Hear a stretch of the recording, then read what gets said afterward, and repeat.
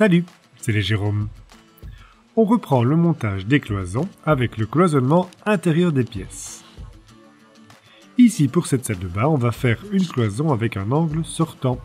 Et pour cela, au niveau de l'ossature et des montants en particulier, on avait plusieurs possibilités. Avec 3 montants, on peut le faire de manière conventionnelle ou alors un coin dit californien. En effet, si on assemble simplement 2 parements de cloison, ça ne suffit pas, car après la pose du premier parement, il n'y a plus de montant d'ossature sur le côté droit pour la fixation des plaques. Bon, sauf si on a déjà plaqué la cloison avant l'assemblage des 2 ossatures, comme on l'a dit, les possibilités sont multiples. Donc, pour cela, un coin à 3 montants, qu'il soit classique ou californien, permet d'avoir un montant de fixation pour tous les départs des parements de tous les côtés. Nous, c'est le type californien qu'on va mettre en œuvre. Au niveau des lisses hautes, on fera aussi en sorte de croiser les 2 ossatures.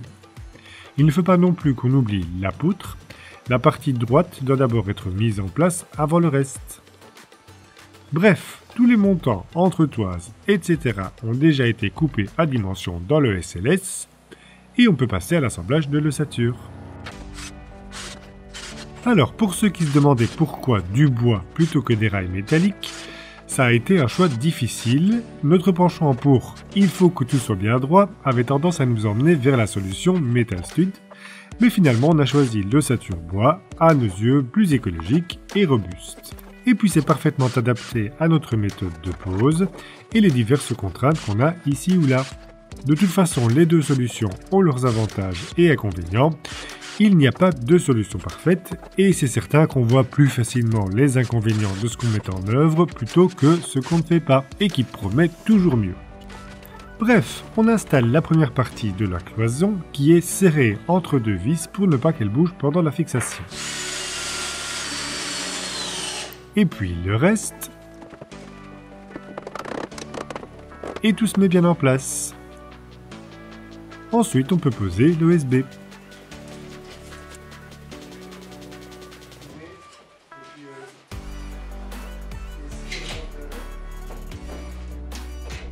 Pour la porte, on trouve plus facile de tracer la coupe in situ avec la plaque posée à son emplacement.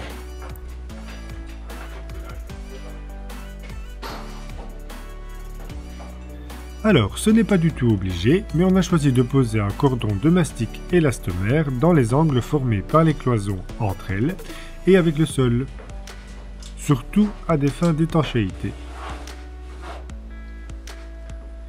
Et puis on continue avec la partie suivante qui sera une remise. Ici, pour des raisons techniques de facilité, on va réaliser une partie des cloisons avec une méthode différente.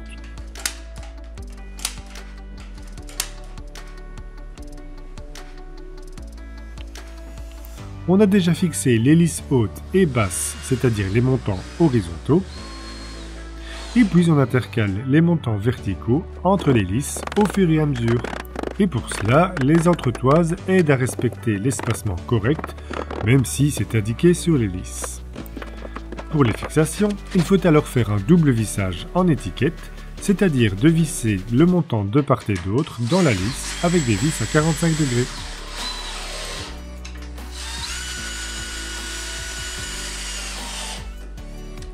On trouve cette méthode un peu plus fastidieuse et il faut être certain que les lisses hautes et basses soient parfaitement parallèles, sous peine de devoir couper les montants verticaux à toutes sortes de dimensions.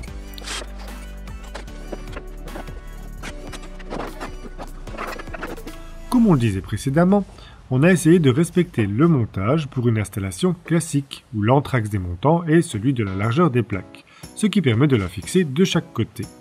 Oui, mais par contre, pour le départ, il ne faut pas penser anthrax, ce qu'on avait fait. Car alors, vu que la plaque part du bord du montant, il y a trop peu d'espacement pour fixer correctement celle-ci. Alors que c'est simple, en prenant les mesures, il suffit de prendre le départ depuis le bord et de marquer les anthrax. Le premier sera bien positionné. Bon, même si pour nous c'est sans conséquence vu notre mode de pose, on a tout de même corrigé cela sur les ossatures suivantes. Bref, le dernier montant va aussi être arrimé au mur. Et pour marquer les emplacements à percer, on a utilisé une vieille lime d'affûtage qui, avec la pointe, fait parfaitement l'affaire.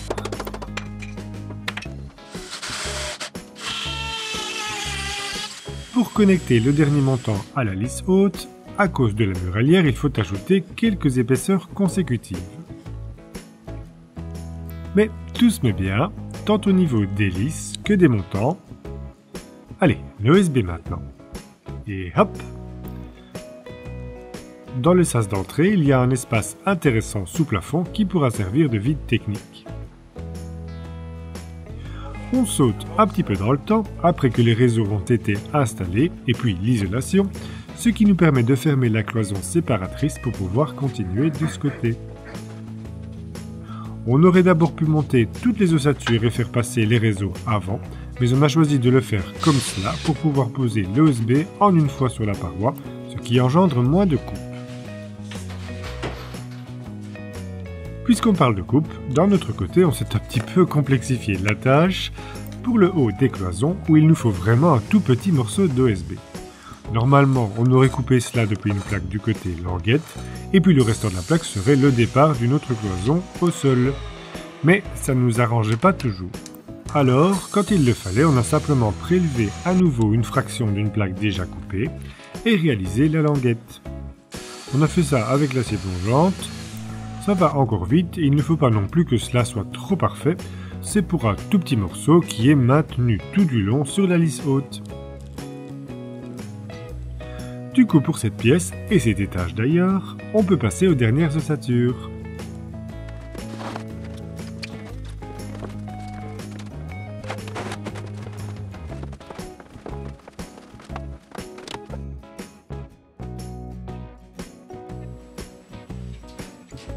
Et voilà! Sans plus tarder, on passe au deuxième étage. Les tracés ont déjà été faits, alors en premier, la découpe de tous les montants. Alors une question qu'on s'est posée bien longtemps avant de commencer, c'est faire les plafonds avant les cloisons ou après? De toute évidence, vous voyez qu'on a choisi de les faire après. Tout peut se faire, on le répète, les possibilités et techniques sont multiples et chacune a ses avantages et inconvénients. Pour notre part, il faut que l'isolation chaud-chanvre soit déjà en place pour pouvoir mettre les rails périphériques partout. Et l'isolation des murs par l'intérieur viendra après les cloisons, car y seront noyés les câbles, des prises, etc. Sans compter ce qui part directement des cloisons vers le plafond. Un des avantages de faire les plafonds avant est qu'on peut faire le plafond d'un seul tenant, avec moins de découpe. Mais de toute façon, dans notre cas, avec les poutres et autres, il n'y aurait pas eu qu'un seul plafond à faire, mais plein de petits, donc ça ne va pas changer grand-chose.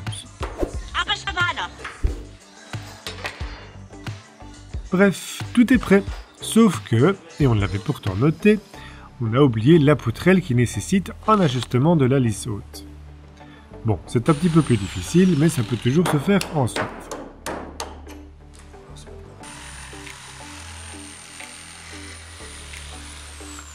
Du coup, on a renforcé la lisse à cet endroit. Et on continue.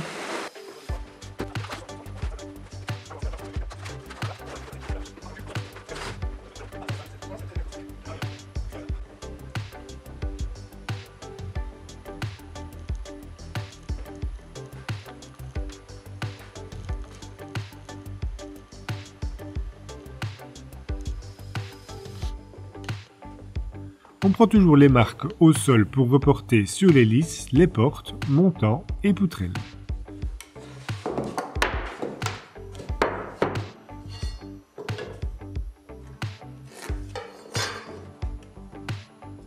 Et cette fois-ci, on n'oublie pas.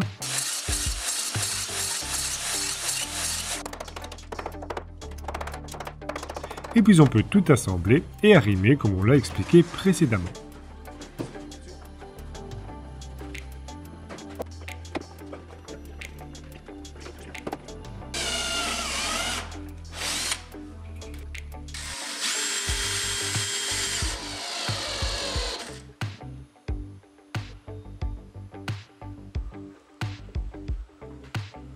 Maintenant, l'OSB. On en a profité pour monter tout l'OSB qui reste aux étages, histoire de l'avoir sous la main.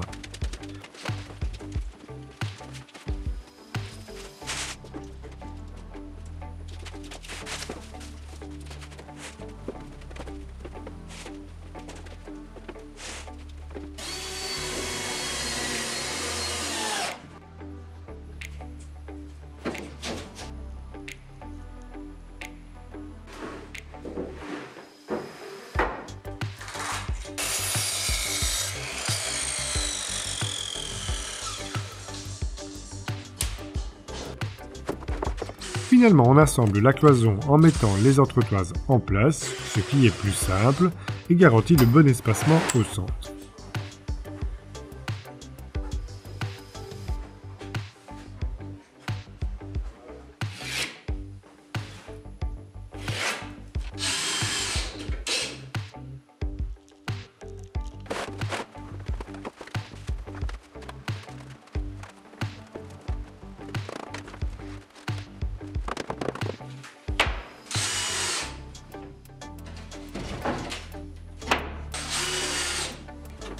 Le deuxième étage est quasi identique au premier, sauf à cet endroit où de l'autre côté de la cloison, il y aura un escalier qui monte jusqu'au grenier. Pour continuer l'autre partie du plateau, comme au premier étage, il faut placer l'isolation. Cela après avoir fait passer ce qu'il fallait dans la cloison. On reviendra sur ces étapes de pose de l'électricité, etc. dans une vidéo sur le sujet, mais une fois qu'on aura tout terminé, évidemment. Alors, à peu d'exceptions près, on peut simplement placer un panneau d'isolant dans le caisson. Juste pour les quelques caissons plus étroits, il faut faire une petite découpe.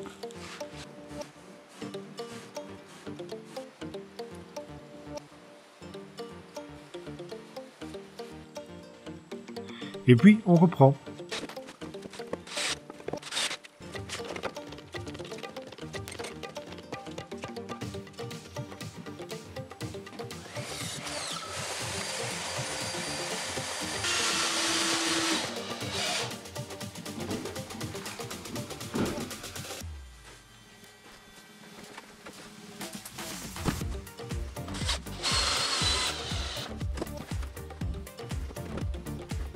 Voici les dernières parties des ossatures à poser, et pour la fixation d'hélices posées dans le même sens que les solives, on a utilisé une chute d'OSB en 22 mm du grenier, ce qui est tout juste pour l'espace qui les sépare.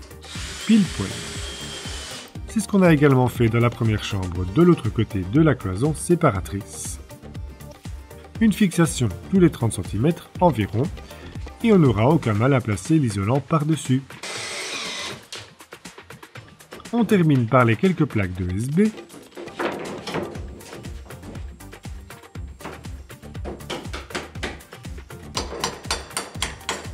Et c'est fini. Voilà, toute l'ossature des cloisons est montée et parée au moins d'une première peau d'OSB. Ça reprend forme.